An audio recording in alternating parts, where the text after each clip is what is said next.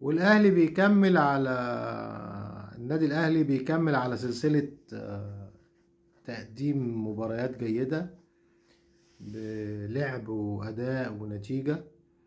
طبعا مباراة العين كانت مباراة عالمية، قدر الاهلي يفوز بيها 3-0 وعمل ماتش اكثر من رائع، وجمهوره ولا اروع ولا اجمل، وحاجة الناس كلها بتتكلم عليها.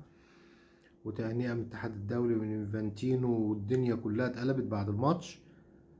وكمان استكمالا للسلسلة دي، وانه يلعب اول مباراة في الدوري مع سيراميكا اللي عمل ماتش ممتاز قدام النادي الاهلي في السوبر المصري في الامارات، ولكن خسروا قدام النادي الاهلي 2-1. وده كان اداء سيء جدا من الاهلي، ولكن بيبين لك ان الفرقة الكبيرة بتقدر تكسب، وان برضو انت باقل مستوى بتكسب فرقة في اداء الناس بتقول عليه كله اداء رائع وممتاز، ومسكوا الماتش ومع ذلك ما كسبوش. لان انت الاهلي صعب جدا ان حد يفوز عليك بسهولة، وهو التيشيرت لوحده بيخوف. يعني اي حد بيلعب قدام الاهلي هو خايف يعني، وإذا لقى نفسه بيكسب مبقاش مصدق. وده اللي حصل مع سيراميكا في ماتش الامارات. وجم مع الاسف بقى بالكلام الكتير اللي دار حوالين مباراة الامارات بين سيراميكا والاهلي، وان هم افتكروا ان هم يعني ند. هم ما كانوش ند في الحقيقة في الماتش بتاع الدوري، اول ماتش للدوري، وكانوا كويسين في الشوط الاولاني وعملوا اداء كويس. ومع ذلك برضو الاهلي في اداؤه السيء خرج من الشوط الاول كسبان 2-1 برضو، وخلصت الماتش 5-2. الشوط التاني الاهلي نزل فرقة تانية خالص، مفيش سيراميكا. 5-2 ماتش الشوط التاني، ولا اروع اداء ولا اروع. كل اللعيبة كانت على مستوى ممتاز، تحس ان هم يعني ايه كولر في اوضه اللبس معرفش مدوهم على رجليهم ولا ايه، يعني خلى الفرقة نازلة شكل تاني خالص. حسين الشحات جونين، وسام ابو علي جونين، وطاهر محمد طاهر اللي بيأدي اداء فوق الممتاز بيجيب جون، ويخرج النادي الاهلي كسبان 5-2.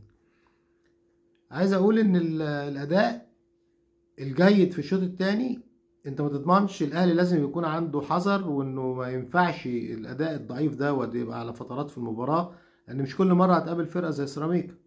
انت ممكن تقابل فرقة قوية تعمل لك مشاكل، تجيب فيك اكتر من جون في الوقت اللي انت ضعيف فيه ده، وما تعرفش تعوض، ما تقدرش تعوض، والفرقة تهتز وما تقدرش ترجع.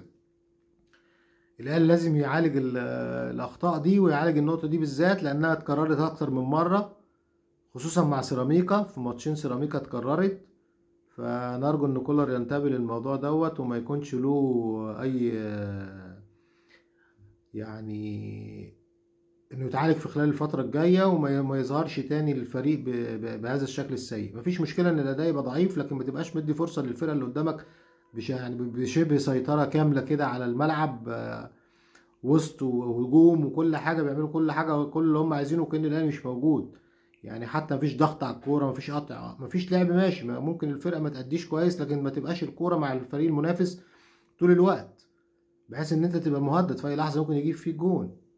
ما تضمنش الكلام ده يحصل مع فرق قوية او فرق تقدر تتماسك قدامك وما تعرفش تعوض، وتبقى ساعتها الاهلي خسر. ان شاء الله الفرقة تستمر في تقديم المباريات الجيدة والاداء الحلو والنتائج الحلوة، ومن احسن لاحسن ان شاء الله. واحب اقول لكم ان الاهلي بعت تاني للاتحاد تأكيد على طلبه سرعة تعيين مدير فني أجنبي للجنة حكام الكورة. وطبعا كلنا شايفين الأخطاء الموجودة في التحكيم مع بداية الدوري، وربنا يستر إن شاء الله.